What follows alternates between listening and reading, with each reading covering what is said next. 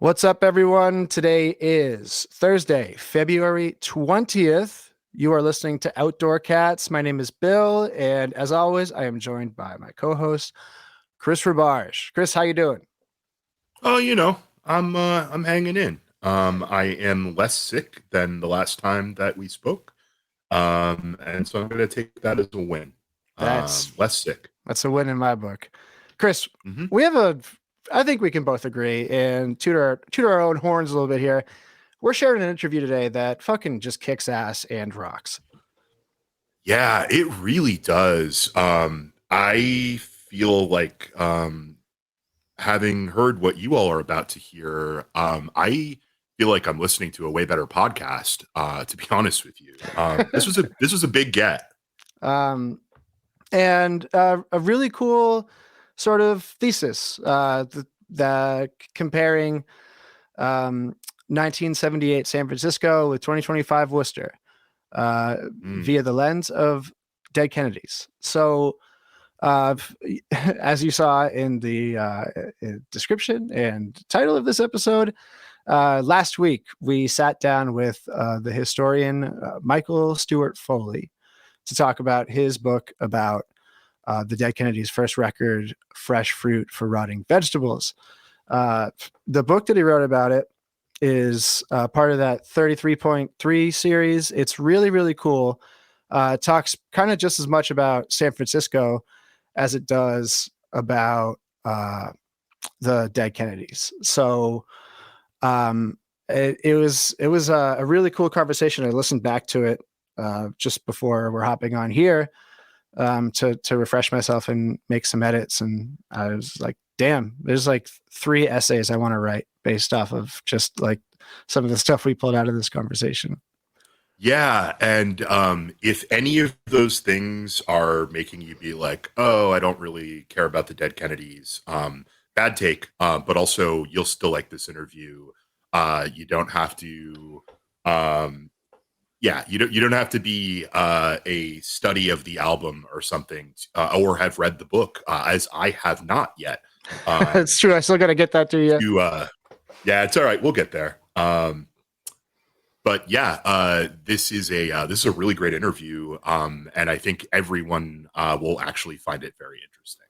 Yeah, and I think that shit's been so crazy in Worcester lately that it's nice. And what I enjoyed listening to this after sort of not thinking about it for a week or so is just taking a break from the day-to-day, week-to-week sort of fracas to think bigger picture. And that's sort of like one of the best things about podcasting as a medium.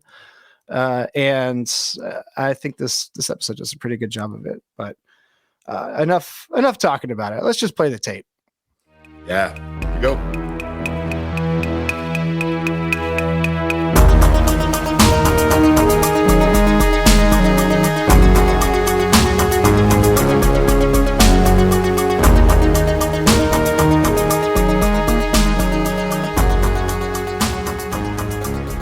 This is a podcast about Worcester, Massachusetts, and the current events within it, which is why we're bringing on a guest today to talk about a completely different city at a completely different time in history. That's right, folks. We're talking San Francisco in the halcyon days of 1978 to 1981, when the contradictions of neoliberalism came to a point of crisis in the weirdest and perhaps most satanic city on earth. The city was thrown into a turmoil similar to that which immolates Worcester today. The speculative real estate and oppressive police and Reagan-era Democrats worked in tandem to ruin everything cool about the city. Amid this, a young chap named Jello Biafra was figuring out his own special way of transposing the spirit of the 1960s onto the moment at hand, and the result was Fresh Fruit for Rotting Vegetables, an album that has mostly survived the hot topification of punk rock and remains both an iconic work of music and an enduring protest document. Here to tell us all about it is Michael Stewart Foley, author of a whole-ass book on the record that has the same name as the record and came out as part of the 33.3 series in fill-in/look-up year. Whoops! I should have read these notes back before we signed on. He's also the author of blank, look up and check back of book. Just kidding. He's the author of some very cool books, including Front Porch Politics, The Forgotten Heyday of American Activism in the 1970s, 1980s, and Citizen Cash, The Political Life and Times of Johnny Cash. More important than any of that, he's now a resident of the Worcester area. One of us. One of us. Tonight we'll be initiating him fully with a customary banquet of rats in the catacombs under downtown. Mike, how you doing? Good. I'm looking forward to dinner now. How'd you know rats were on the menu? I didn't till just now. So, Mike, we're having you on because just by, a string of coincidences or chance, I happened to come across a copy of your book on the dead Kennedys' fresh fruit for rotting vegetables. And I found, reading through it, I found that there was just so many similarities between the San Francisco of the dead Kennedys' time and Worcester of today. So I am really excited to sort of get into some of that stuff. But first, I just kind of wanted to ask you, like, what brought you to write a whole book on this record? It wasn't, I didn't have any great plan, actually. I had been working on this other book that you mentioned, the Front Porch Politics book about activism in the 70s and 80s. And when I was doing the research on that, part of the point of that book is just to confront this, what I think is a stupid narrative about that period as being dominated by the rise of the right, as if nothing else happened, as if there was no kind of 60s style activism or resistance to that rise of the right. And so each of the chapters takes up a different kind of activist moment in those couple of decades. And so naturally, some of the work I was doing was investigating the politics around housing and rent control, and about a burgeoning homeless crisis, primarily in the 1980s. And so as I was doing that work, I was doing research on San Francisco and realizing things that I didn't know, learning about the rent control battles that were taking place in San Francisco at the time. And I had long been a Dead Kennedys fan and had long loved this album, but had never put it together that, oh, right, this record and all the songs on it are coming from a very particular political context, Yeah. And so the linchpin, or the thing that, the light bulb that went off in my head was around the song, Let's Lynch the Landlord. And realizing right, of course they would write a song like that in the midst of these housing battles in San Francisco. So anyway, I pitched it to Bloomsbury, which, publishes that 33 1/3 series, because I had liked a lot of those books in that series too. And I thought, man, if I ever thought up a cool idea for it, I would pitch it. And luckily they accepted it. So, yeah. Yeah, that's awesome. Reading the book, I listened back to the record a couple of times, and Let's Lynch the Landlord hit in a way new way after I sort of learned about the context in which it emerged. And one of the central theses of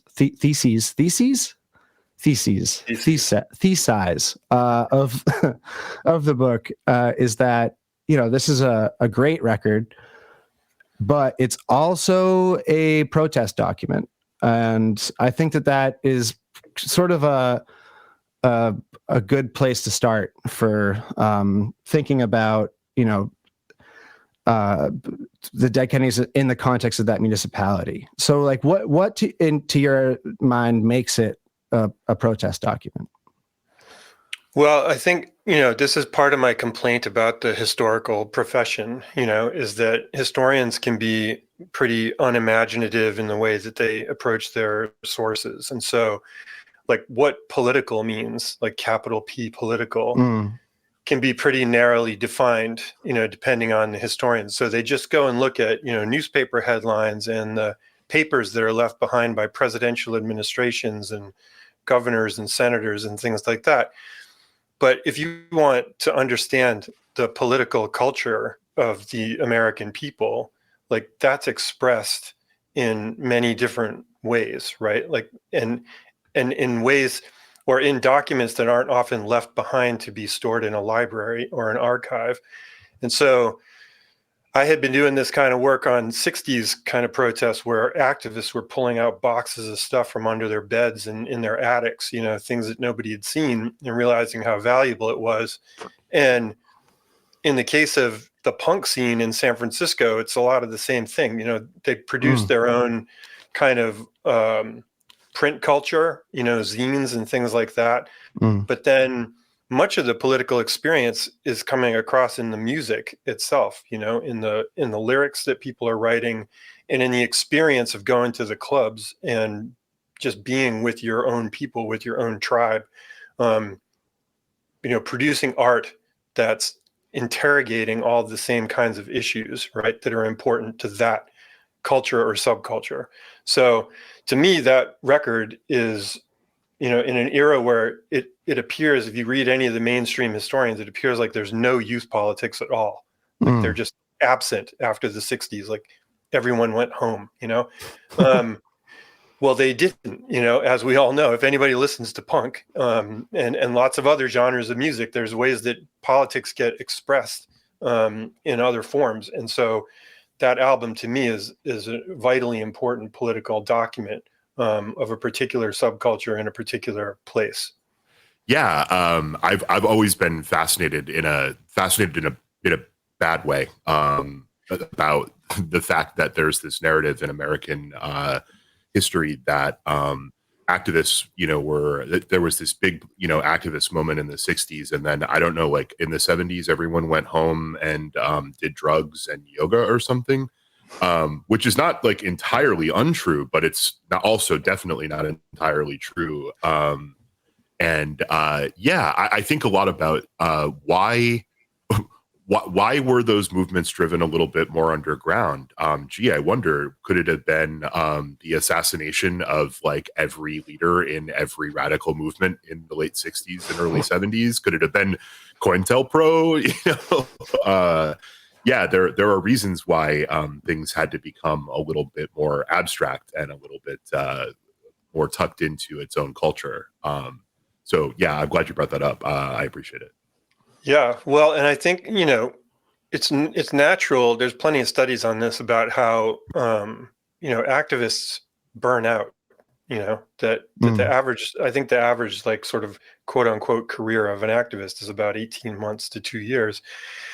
And then you get sort of burnt out, you know, and so the characteristic or the characterization, you know, that people just went off. East Bay Ray of Dead Kennedy said this to me, that they were frustrated that the 60s generation just went off to their hot tubs and feather boas, you know, of glam rock or whatever after the 60s. And, you know, that's a stereotype, and maybe that was true of a few people. But there's definitely a burnout factor, and then all the repressive tactics of the state, like you say, right? But then the thing about the punks is that they're all growing up in the 60s. They're all the younger brothers and sisters. They're seeing all of this, and the movements of the 60s is what inspires them. And so they're frustrated that, you know, this older generation seems now absent, and that no one in their generation seems to be doing anything, because it's not national, like on the same scale, you know, as the counterculture of the 60s was. So they activate, you know, and become activists in response to issues that are affecting them directly where they are.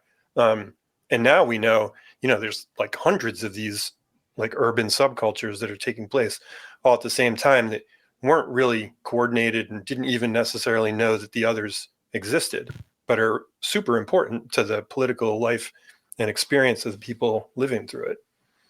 Yeah, I think that's such an important point, and something that I really wanted to touch on that like sort of resonated deeply with me when I read this book is, you know, in this moment right now, we are constantly preaching, and a lot of people across the country are talking about how, the focus has to be shifted sort of back into people's communities and looking out for each other and making sure people are okay, doing direct local mutual aid and building up solidarities locally. And I had never thought about it before, but this record is like sort of all about that. From Lessons Landlord Police Truck.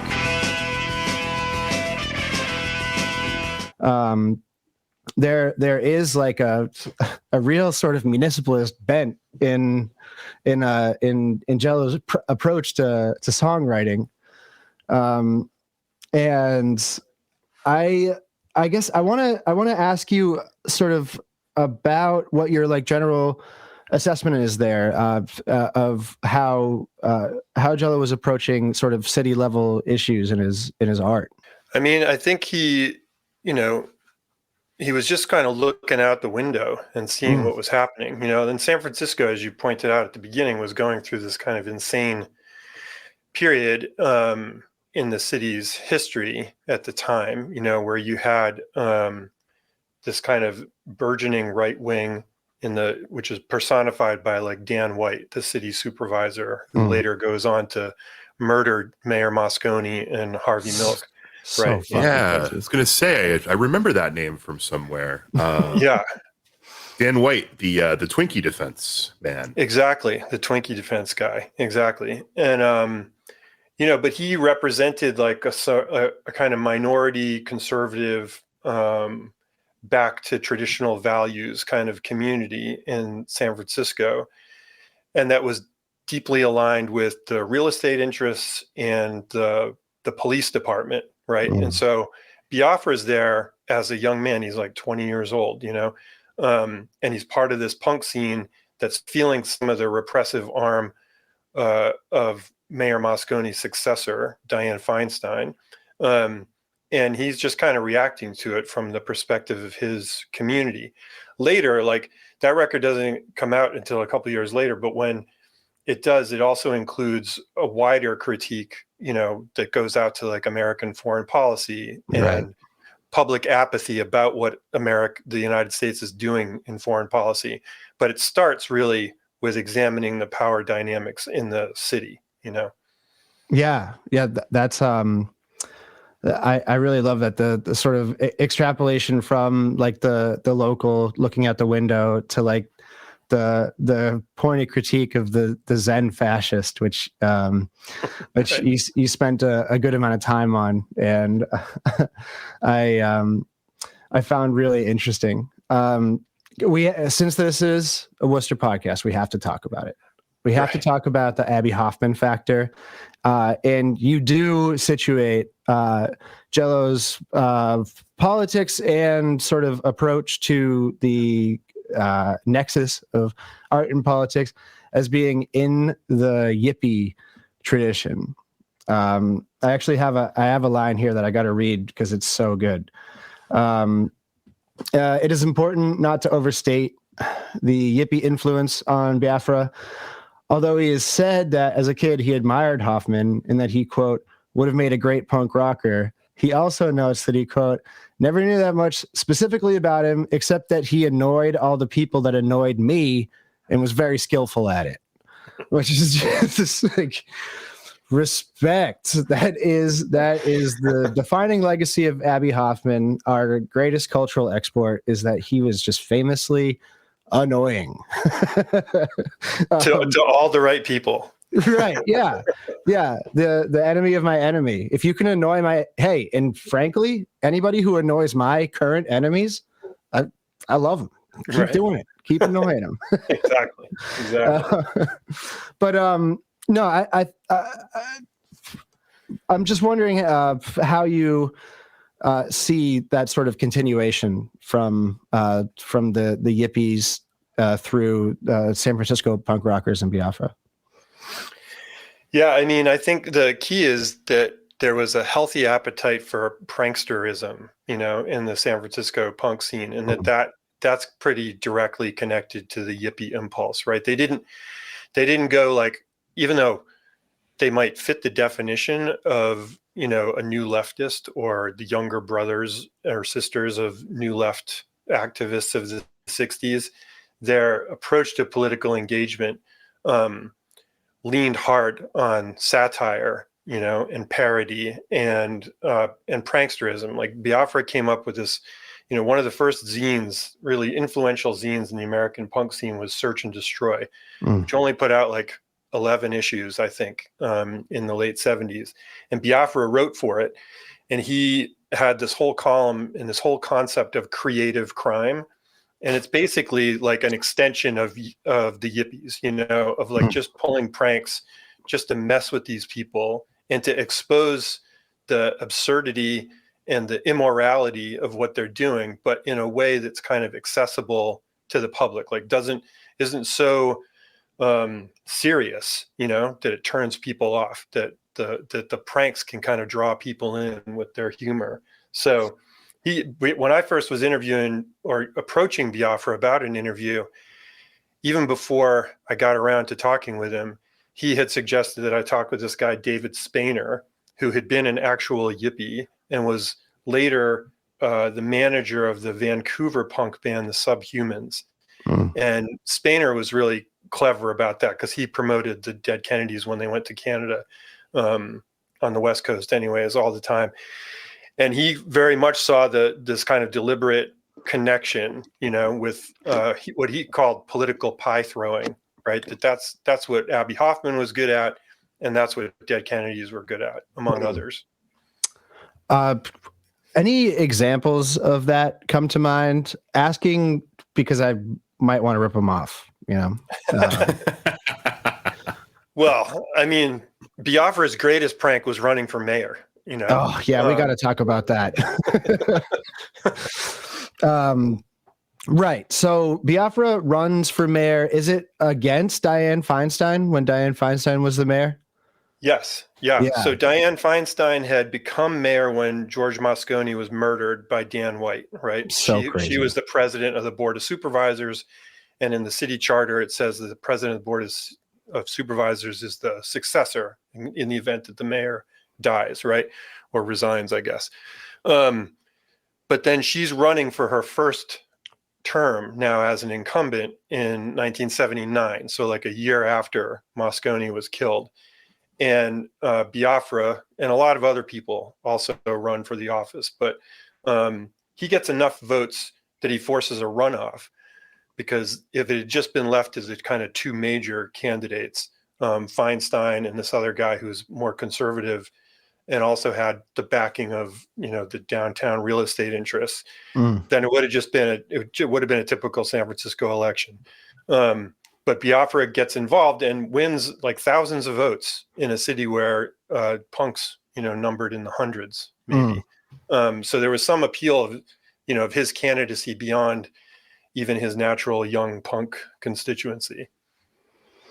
I remember you have like an entire, maybe not an entire chapter, but like you spent a good amount of time on this campaign, and there were a bunch of sort of like live events. We lost Bill. Yeah. So where were we? That was Dianne Feinstein coming back from the grave to mess with your podcast. Yeah, right. Oh man. Ooh, that's spooky. Yeah, I hate that. So some of Biafra's stunts. Let's go over some of those. What's one that comes to mind for you? Well, I mean, he had you know, in his campaign platform, he had things that kind of mixed parody and others that were more serious. Like he said that if he won election, he would make businessmen, you know, downtown wear clown suits to work. He said that he would erect a statue of Dan White so that people could throw tomatoes at it. But then he more seriously said that he thought that police officers should be chosen by the community that they policed or patrolled.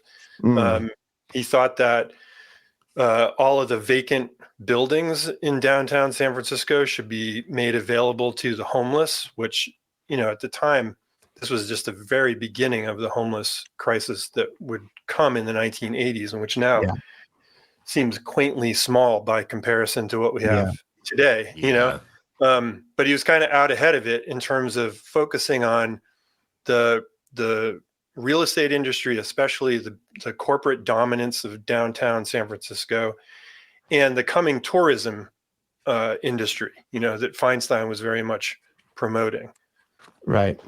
And he managed to get like a good amount of support for it. And this is sort of before the dead Kennedys. Correct me if I'm wrong, but this is before the dead Kennedys were like household names across the country, right? Like, my timeline in my head is this before or after Fresh Fruit came out?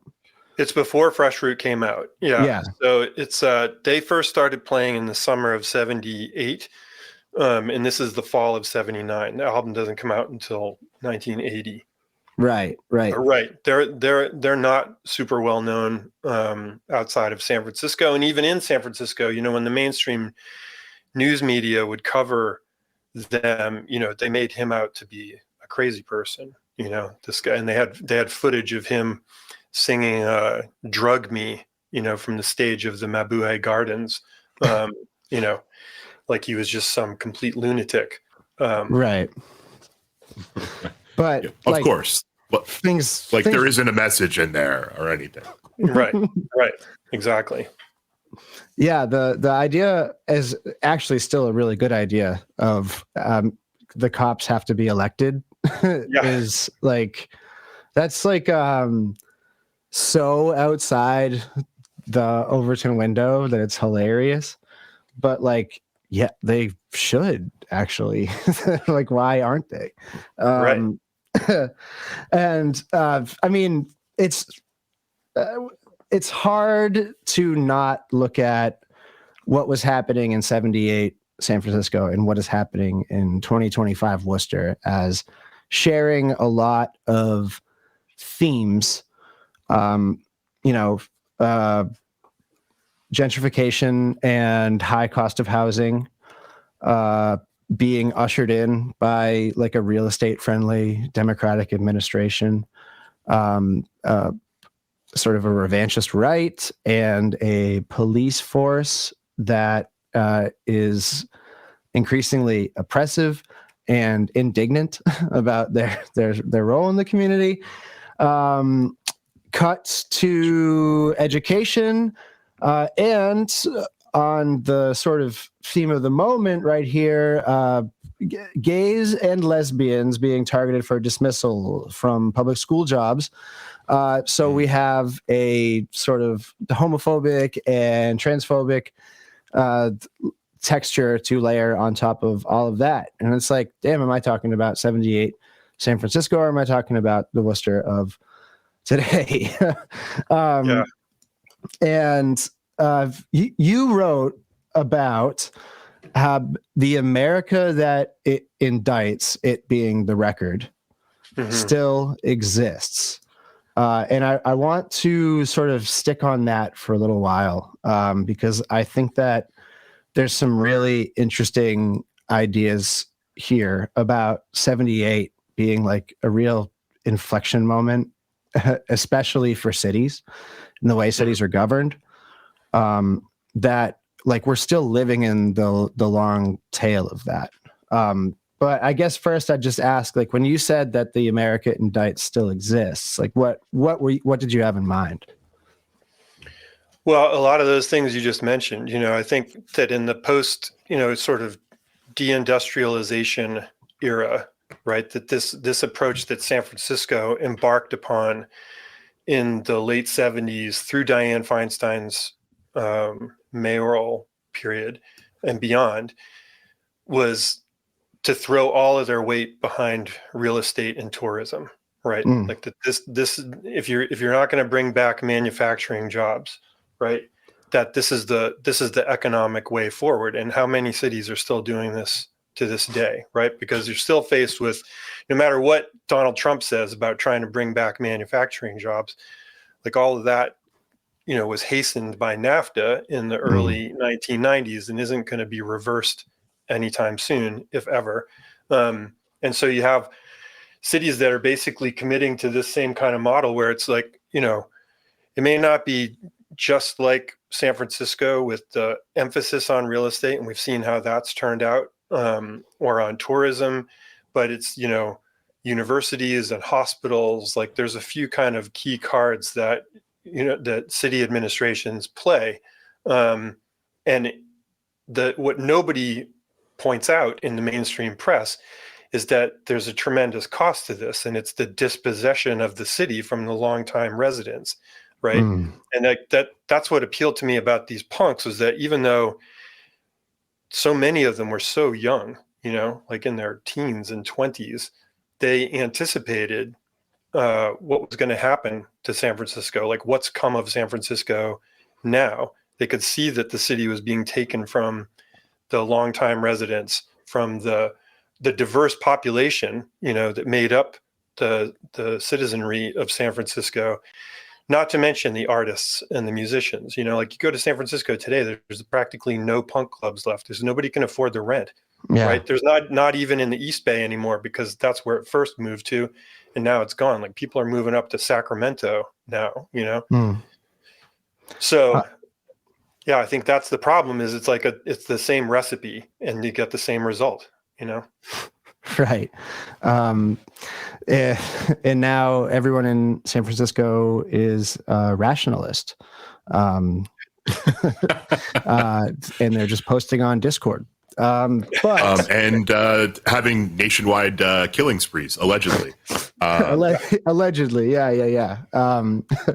We won't drag you into a conversation about the rationalist cults. But Bill and I have both been intimately familiarized with them recently through some other media that we consume.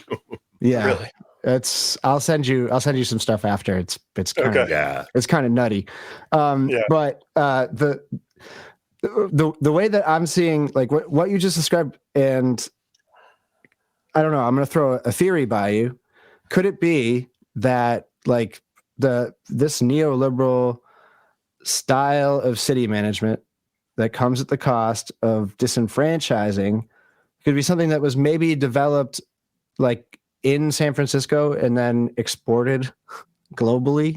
We are still in the long tail of that, Worcester being like a late adopter to everything. It could be that we are just catching up now to like what San Francisco initiated in this time period. So like sort of we're all living with the ghost of Dianne Feinstein. But I put forward that idea because there is a real thing that's tied to this that San Francisco exported and Worcester adopted, is the housing first homelessness strategy. That it is the coordinated response of the public-private partnership of making sure that people don't stay where they happen to be. Was something that was developed in San Francisco, and Worcester adopted it maybe like 10 years ago. And San Francisco has seen a homeless population increase like you wouldn't believe, like a world historic homeless population increase that is turning everyone in that city into a fascist. Worcester, for the past maybe 6-7 years, has been going through the same thing and following the same homelessness model and also the same economic development model. Like, and it's like, what did we think was going to happen? I think it's worth saying, Worcester people, if this feels familiar to you, it might be because you live in a city where the entire downtown was for a long time dominated by an outlet mall, essentially, that died, and the carcass was left splitting downtown in half for many years, and then torn down for more speculative real estate projects, one of which I live in. I live in the footprint of literally where part of the parking garage for that used to be. It was one of the largest parking garages in the country when it was built, which I didn't know until I read that recently. And also, you live in a city where the major economic development project of the last 10 or 15 years has been building a baseball park downtown, and then building a bunch of speculative development around it. As you also watch, literally almost by the day or the week, more and more and more unhoused people. Every time you're kind of, going around someplace you haven't been in a while, where you used to see one or two unhoused people, now you see 5 or you see 10, or, we're right in it. We are right in it. Mike, do you think that fresh fruit for rotting vegetables is still a relevant record politically? Absolutely. Yeah, absolutely. It's for so many reasons, but yeah. Not least because of the things we're talking about with the critique of this approach to, urban governance. Also, I just think we could use more humor. I think we could use more pranksterism. So I love that. It's harder to imagine, I think, because it's in the social media environment, people are so much more careful about everything they say and don't want to offend anybody.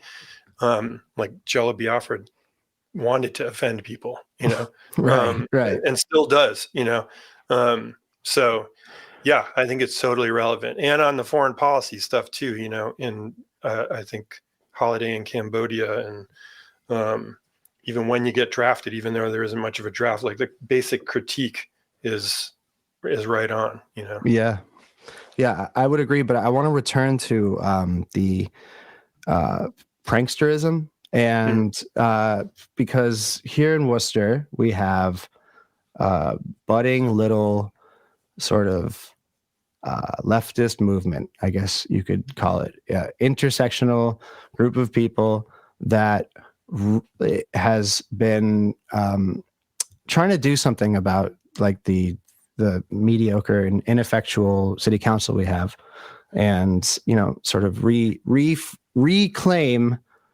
local politics for the people in the city. And me and Chris are pretty deeply enmeshed in that. And I think a lot of people listening to this would find it useful to sort of consider some of the lessons to be learned from Jello's time in San Francisco and what he and other people were doing in terms of like those stunts and the humor and stuff. Humor, I think, is so important. Humor and levity. And I'm just wondering if there's any observations you can recall about like the specific ways that Jello used humor in that sort of context. Yeah, I mean, primarily he did it in like his lyrics and in his performances, of course, and he right. I wanted to talk about that. Yeah, he also didn't spare anyone. Like he even mocked his own punk audiences at times, like for misinterpreting a song like California Uber Alice, which is really critical of Jerry Brown, the progressive governor. And later went on to write Nazi punks fuck off, because, there was starting to be a kind of right-wing presence within the punk scene on the West Coast, he thought punks weren't standing up and confronting well enough. So there's that sort of thing. But then, I don't know, within the scene at large, like, and what he talks about is about distinguishing between punk as a rebel culture from, say, a social movement, right? He's very clear that he doesn't think that punk is a social movement like the civil rights movement or the women's movement or something like that, that it's a rebel culture, and that thinking of it in that way is really useful because there's so many ways one can participate in a rebel culture, Right. and particularly among creatively minded people. There's lots of ways. So, San Francisco is one of the places where they started messing with billboards first, Yeah. like in the kind of thing that like that group In Decline does now. Mm. That got its start with survival research laboratories, the Mark Pauline Project, and that kind of stuff was inspiring because it was on a huge scale. It's very public. People see it, they get inspired to do more stuff like it, and that's where a lot of radical street art kind of came from, and is connected to the punk scene. So there's Yeah. lots of different ways that people could participate in it. Biafra and Dead Kennedys were particularly interested in showing up in the right places, like at the '84 Republican National Convention in San Francisco, performing right outside of it to criticize the administration, and Yeah. leads to a police riot, basically, as that kind of thing always does. But it's good for getting a lot of attention and building a sense of solidarity, among all the participants. Right. I'm so glad you brought up survival research laboratories. I don't know, Bill, how familiar you are. I'm going to guess you are a little bit, maybe from some things you've heard Brace Belden talk about on the TrueAnon podcast. This is a podcast for your edification, or for everyone's, I guess, that is hosted by two people who are originally from San Francisco and were essentially like culturally displaced from San Francisco. Like they left because nothing that was cool there when they grew up there is there anymore. We live in a city with a lot of makerspaces, among other things. I would really love for those makerspace people, please Google survival research laboratories and the stuff that they did, and maybe ask some clarifying questions of us if you have any, because I wouldn't be mad to see something like that pop up here, to be honest. Oh, were they? I think I remember this now. They built like the big like mecha flame throwing like structures and stuff like that. Yeah, lots of like Yeah. they, from the billboard hijacking to like building like crazy, kind of pretty dangerous but cool, robots that shot fire and stuff. Yeah. Right. Oh my God! Imagine wheeling down a flame throwing robot in front of City Hall for like a rally. Bill, I'm imagining it. It's playing in my head vividly. Well, I might know a couple guys at the makerspace, so that's interesting. This is interesting. The gears are turning. Yeah. So Mike, I think that the work that me and Chris are engaged in right now is sort of building up this opposition to our crony political culture and understanding that really what we got to do is get more people involved and giving a shit. So as a historian of these rebel cultures and social movements, what are some of the most effective ways to get more people to give a shit about something that that just come to mind? Yeah, I mean, storytelling is really valuable. Having people tell their stories and about the ways that political issues or decisions of the people in power, affect them directly is probably the most useful way, and particularly in this new media environment where you can circulate those kinds of stories more easily. Right. I think that's really important. Like the key, and I wrote a lot about social movements over the years, and the main thing is in trying to get people who are outraged, justifiably outraged about some awful thing that, say, a city council has done, to get them off their couch and into the street. Like that's the sweet spot you've got to hit. And I think Right. tapping into emotions via storytelling is a way to do that. The punk side of it and the rebel culture side of it is really valuable because it helps to sustain it. It helps to sustain a sense of community and solidarity among people who feel similarly about the issues, right?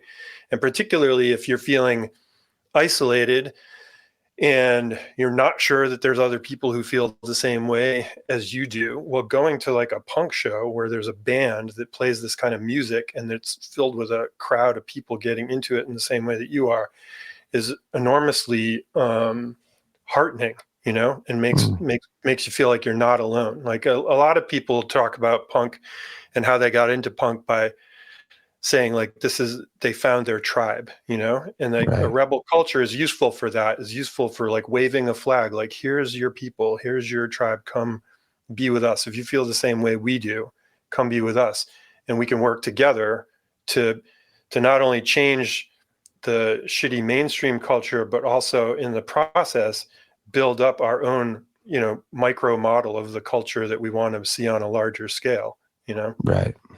Yeah. The micro model is something I've been thinking about a lot recently. And, it's just city politics is such a good way to explore that micro model. At the city council last night, there was one speaker who I think listens to this podcast, Juji Diamondstone.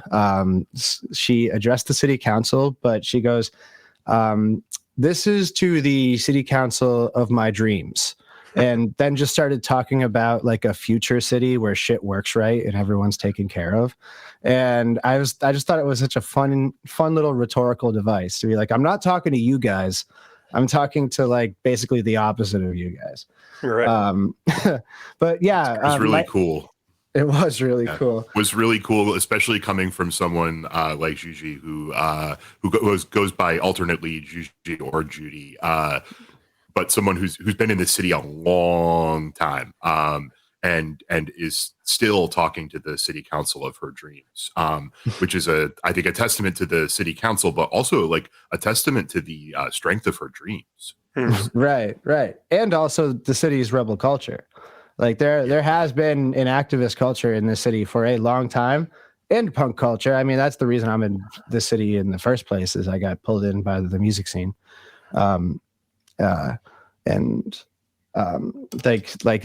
It's been here for forever. It's just never won. It's always been told to kick rocks and fuck off. So the goal is changing that. But like I gotta ask you a less serious or political question. I gotta ask the fanboy question. You interviewed every member of Dead Kennedys for this book, right? Yeah. Who was your favorite? Well, I have to be careful because they don't like each other, Okay, well, not your favorite. They sued each other, and some of them don't talk to each other. Biafra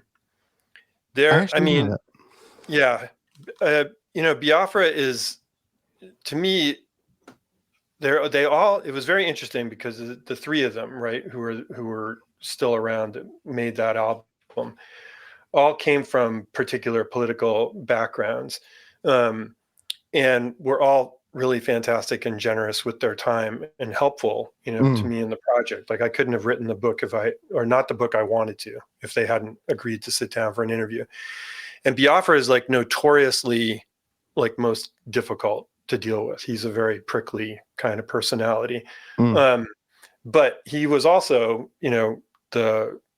the genius mind behind most of the lyrics. And kind of drove the political vision of the band, And in the end, when I finally got him to sit down, which took me a long time, I was chasing him for over a year. And This is like, I was living in Europe at the time and commuting to San Francisco now and then, and I would try to get appointments with him that he would inevitably break.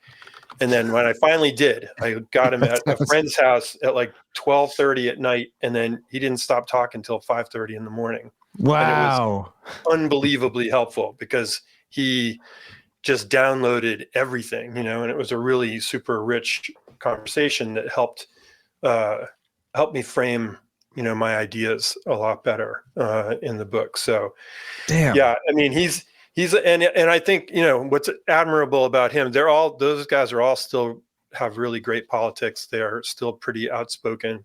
But he's basically unchanged since he was 20 years old. Like, he still has the same, he's still interested in creative crime and pranks and just, fucking with the people in power. That's And I don't, so sick. yeah, how can you not love that? That's such a good reporter story. Damn. So you had to, we can't just let that pass. You had to chase him down for an entire year. Yeah. So multiple times you flew from Europe to San Francisco to no avail. Is that what you're saying? Well, it was like I was flying to San Francisco because I was doing research for the project, right? And okay, yeah. And so I knew I would be in town, and I would connect with, his sort of gatekeeper, and we would start to get things going. The first time when I first, realized that I was going to be able to write the book because Bloomsbury accepted my proposal, I wrote to him, and he was not interested at all. Like, he was just like, who is this guy? At one point he said to someone he thought I was like a writer for hire. But then he was like, before you talk to me, you should go talk to these people. And these were all like kind of prominent people in the San Francisco punk scene, including this guy Vale, who is the publisher of Search and Destroy, who's a super fascinating character.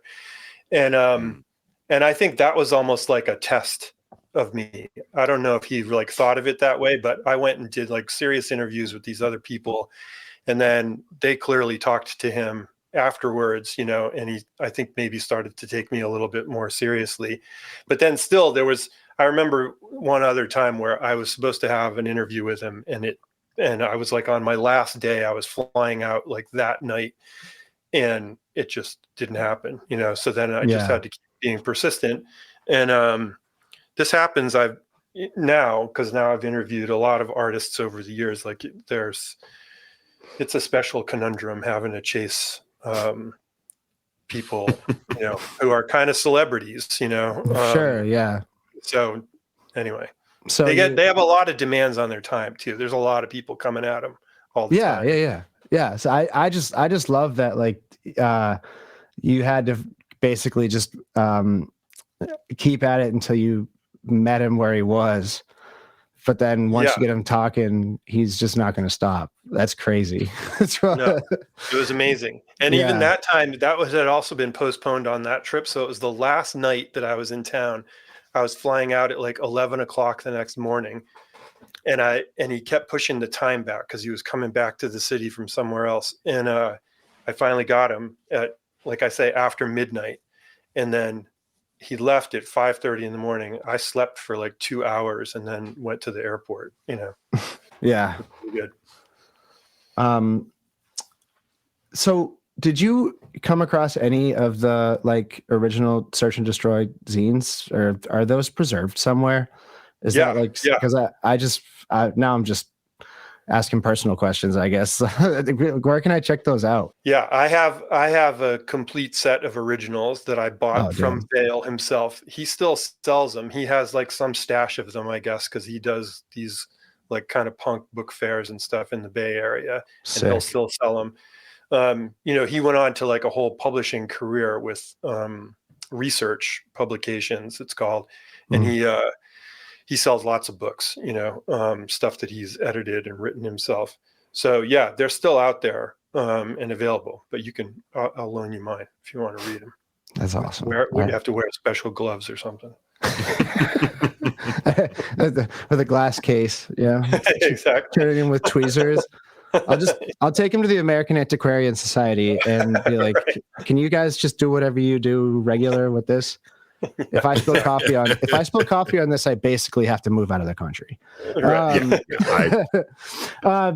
Mike, we've kept you for long enough. I hope this wasn't brutal. I do have to ask the most brutal question. I've saved it for last, but this being a Worcester podcast, it's a requisite. It's in our contract that we have with each other, and our benefactors. What do you think of Worcester so far? That's a great question. That's a great question. I find so we've been living here for about 2.5 years, and I have found it mostly confusing. Totally honest.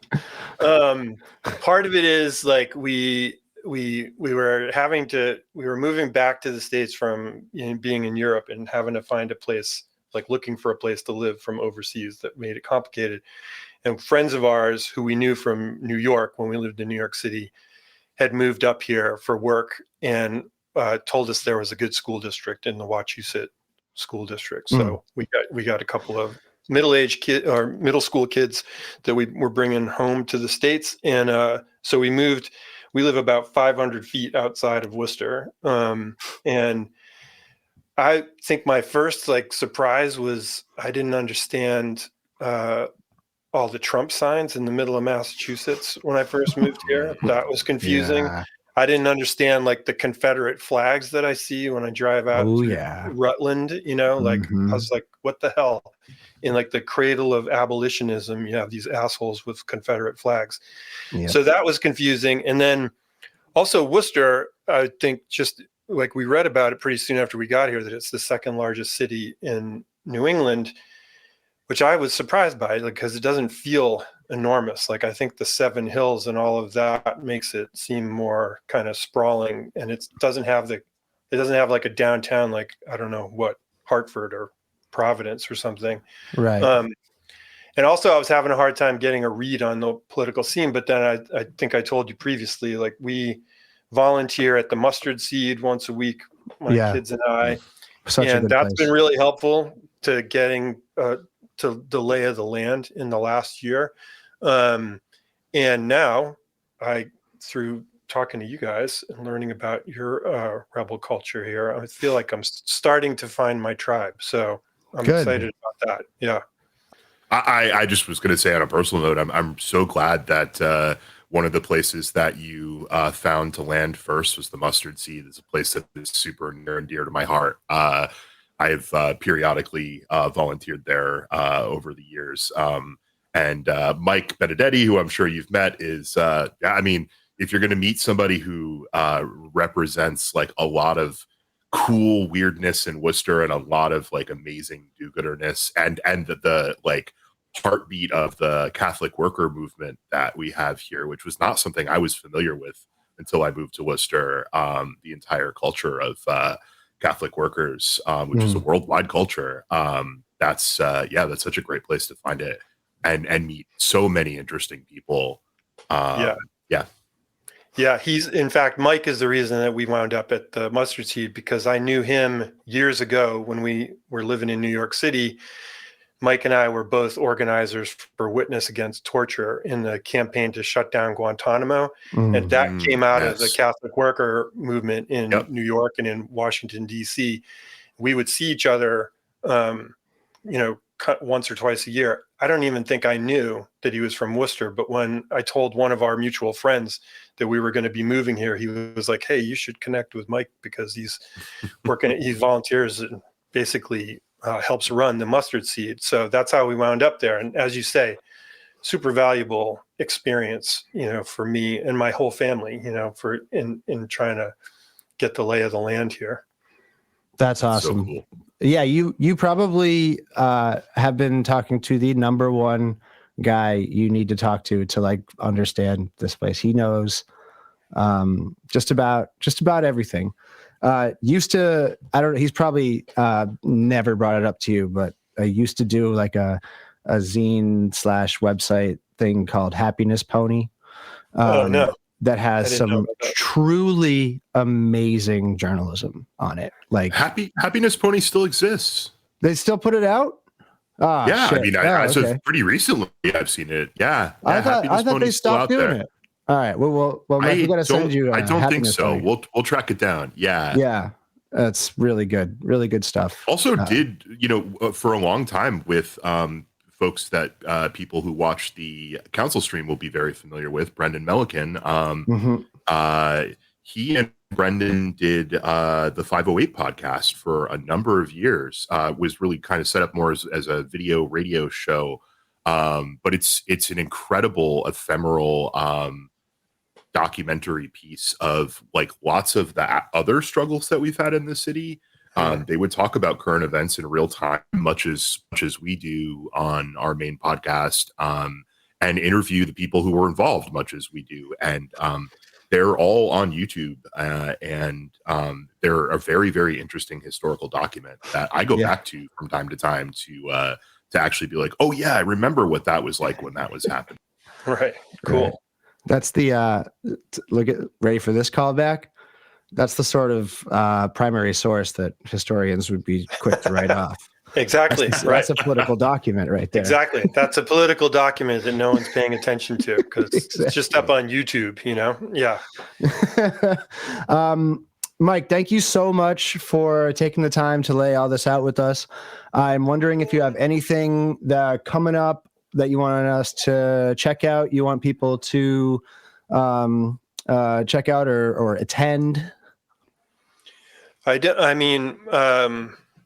Well, nothing directly related to this stuff. Like I do, my other side of my life is I work for a farm aid now, which you may not think is very punk, but it's hella punk actually. It's all very grassroots, very DIY, and it's fighting all the same kinds of forces, you know, of corporate concentration and companies that are trying to, you know, destroy agriculture and serve you shitty food on the regular, you know. Right. And so that's the fight we're in. And I do a podcast for Farm Aid that's called Against the Grain.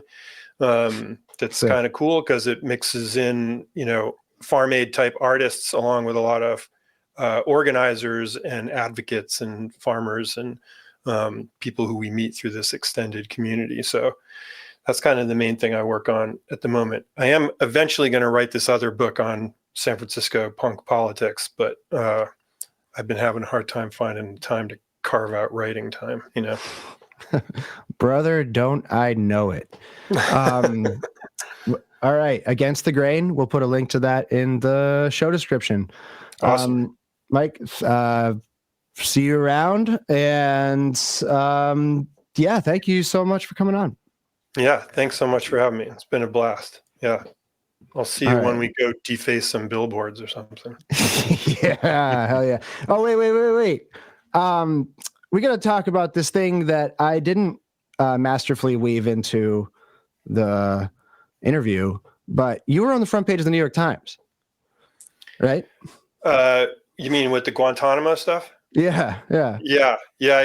Well, at least I don't know if it was the front page of the print version, but we were at the top of the page on the website for a day. Even better in this. It was that it's that the picture of you dressed up in the jumpsuits, right? I can remember the picture now. Yep. It was we had just received, we had been working with the artist Shepard Fairey to do a print, you know, for the Shutdown Guantanamo campaign. And we had just received them. And it was the same week that the lawyers were arguing the Boumediene case before in the Supreme Court. So on the day of the arguments, we went down from New York and dressed in orange jumpsuits and black hoods and held that Shepard Fairey print up. And it was starting to snow, I remember. And there were a bunch of photographers, a lot of media there, obviously, because they like to catch the lawyers when they come out. And somehow this New York Times photographer caught it, and it made the top of the page on the website for the next 24 hours. It was pretty cool. That is so sick. When you told me about that the first time, I had a photographic memory recall of that picture. Really? like just from the time. Yeah. Because I remember it being so arresting. So I wanted to talk about that quick because that's such a cool shot. It's kind of a prank too, you know, dressing up like Guantanamo prisoners. And we would do a lot of actions like that, usually on the anniversary of them opening Guantanamo, which is January 11th. And it was usually pretty good for getting media coverage, you know, to have hundreds of people dressed in orange jumpsuits and black hoods. And Now that Yeah. this guy's going to start sending, migrants to Guantanamo by the thousands, or so he Absolutely claims, fucked. we may Yeah. have to get the band back together. Yeah, I was going to say Right. you might have to get your jumpsuit out of the closet. Unfortunately, yeah. Unfortunately, yeah. Yeah. Now, was Mike Benedetti with you for that? Yeah, he and I were trying So to figure sick. it out some months ago, and we're trying to figure out when we met. I think he came to Witness Against Torture a bit after I did. I'd been doing it for a few years, and then we definitely met towards the end before I moved out of the States. But yeah, I don't know if he was. I don't think he was among those of us who were at the Supreme Court that day. Oh, okay, that's what I meant. I would usually see him. Yeah, I would usually see him on January, I think, when we did the anniversary things, because we'd have like a week of stuff, Yeah. They did one here at the federal court. I mean, I think more than once, but I remember specifically, I think it was one of the January anniversaries. They did one here at our federal courthouse downtown. And it was like an overt act of civil disobedience. Like they went inside. I believe some people were arrested. Don't quote me on that, but I believe that some people took a pinch on that. And it got media too. And it was a very visually effective action. Yeah. That's the way the Catholic workers roll, and that organization, we would do that in the jumpsuits and people not in jumpsuits, and try to go to places, the sites of power, the White House, the Supreme Court, Capitol Hill, and stage direct action. So I think after we did that photo in front of the Supreme Court, no one risked arrest that day. But the following month in January, about 90 of us were arrested inside and outside the Supreme Court. And then we didn't bring any ID with us, so that the idea was, if when you were arraigned, you'd give the name of a Guantanamo detainee as a way to get the names of these prisoners who were being denied due process, to get their names into the federal court system, at least in some way. And then went to trial, later that spring, although they dropped charges against a whole lot of us. And I think of the 90 or so that were arrested, maybe 35 went to trial.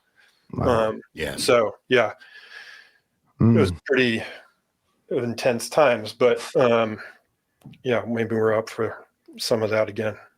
I might have to have you back on, and for round 2, we'll just talk about Guantanamo. I mean, Guantanamo. It's just terrible. But anyway, we're gonna let you go for real this time. Okay, all right. The second time is the third time is the trick. Right. But yeah, Mike, we'll have to do this again sometime. And thank you for coming on. Yeah, thanks so much. I really appreciate it. All right.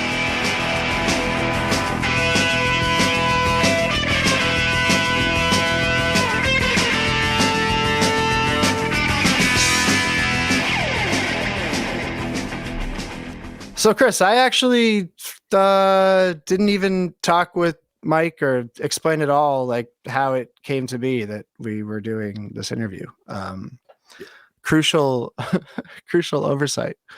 I was kicking myself listening back to it. I was like, this is like a really cool Worcester story. It speaks to like what I like so much about this place. But so how it happened is I got a merch order. Didn't know it at the time, but it was from Mike's wife, Kathy. And it was like, some of my merch is stuff that I have in my apartment and mail out. And then there's a few things that I like have made and then get sent from the company that makes it. I think that's called drop shipping, which is embarrassing, but it's, for some of the stuff, it's just easier to do it that way. And Kathy ordered a order that was half stuff that I have and half stuff that was getting shipped from some anonymous place. So I sent Kathy an email just explaining that, hey, you're going to get half of this now and half of this later. And we just, from that email thread, got to talking, learned that they were new to the area and they seemed cool, and she told me about this book, and said she'd mail me a copy. So she mailed me a copy, and Mike signed it, and then I mailed back some more merch on the house. Here, have it. And we met up one time and just got to meet some cool people new to the area that are looking to just see what the city's about and are puzzled by it. So that's really how it was. Just came out of nowhere. And I really do like meeting people when they move to Worcester and they want to just know more about the place, because oftentimes people move to the city not because of the city itself, but because it's like a sensible place to move, So Yeah. it's cool. I don't know. Yeah, I mean, like that's at 21 years in and counting, that's the kind of stuff that made me fall in love with this city. Having to like learn all of the weird shit about it, and having like almost all of its coolest places be kind of obscured, and Right. having to like talk to the right guy about like where to where the hookup is on a fresh meatball sub or whatever, or like that the best sausage is at Clem's or John and Sons or whatever. That's the kind of stuff that makes a city cool and organic. And also, I think that's a plug for your merch, Bill. I mean, this is the kind of personalized service that you maybe, but not definitely, can expect if you order some sweet merch. Yeah, buy some merch, and then we might end up being new friends. Which is yeah, that's I like that a lot. That's literally making a cool connection, cool new friends, just because of Worcester being weird and hard to figure out. So I love that. Yeah.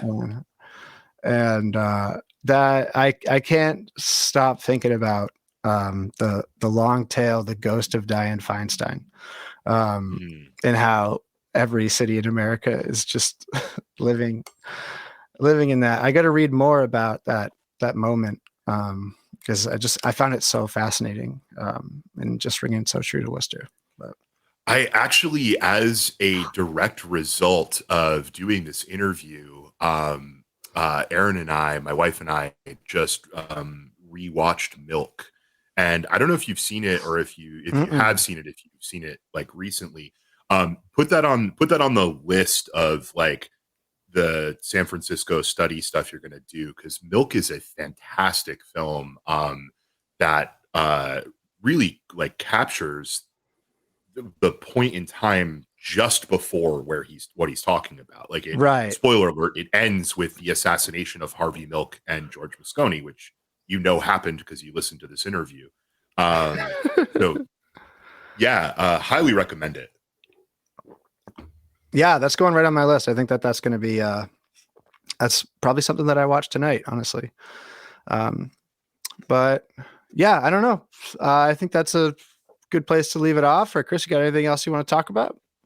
Just one thing. In the interview, we talked about survival research laboratories, and we are going to link to what I think is going to be their very Internet 1.0 beta website, or some other cool things that we can find. But if you want to chase something down from this interview that isn't Dead Kennedys or Jello Biafra or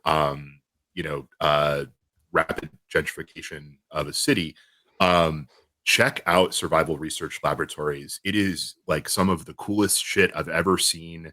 They built crazy robots that like shot flames and did gnarly things. And I love to tell other people that they should do stuff that I don't know how to do. So let me just say, if anyone wants to get a SRL type project going in the city, I will give you, like, I'm dumb labor. Like, you tell me to put some things together or something, I can do that. Grunt work. Yeah, let's make it happen. That's all I got. All right, cool. Chris, we will be back at this next week. Look at this. We're on episode 12. We have stuck to our schedule. It's crazy. We have. Awesome. I know. So proud of us. So proud. All right, everyone. Thank you for listening. We will be back next week. Bye. Going downtown, gonna beat up the run. You're to the drive, I'll bring the beer. It's a late, late ship, no one to fear. Ride, ride, I'll ride.